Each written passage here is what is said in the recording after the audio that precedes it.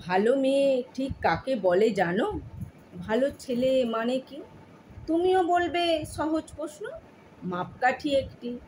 যে মেয়ে পেয়েছে অঙ্কে 100, যে ছেলে ভূগোলে সেরা, তারাই তো ভালো সবাই বলছে। হীরের টুকরো এরা। কাগজে ওদের ছবি ছাপা হয়, টিভিতে দেখায় মুখ। ওদের জন্য আমারও তো ভাই আনন্দে ভরে বুক। তবু কেন জানো, তোমাকে বলছি, দেখে শুনে পাই ভয়। শুধু এত এত নাম্বার পেলে কি ভালো ছেলে মেয়ে হয়? আচ্ছা, ধরো না, যে মেয়ে পেয়েছে অঙ্কে অনেক কম, তার গান শুনে মুগ্ধ সবাই, হাততালি হরদম।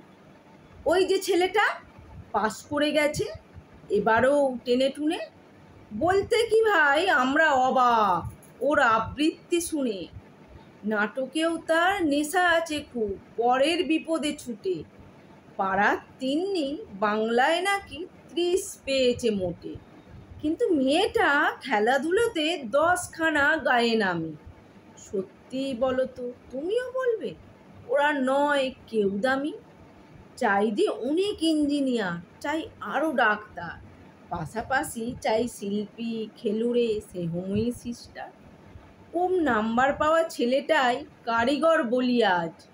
দেশটা গড়তে তার হাতে দেখো কত দরকারি কাজ।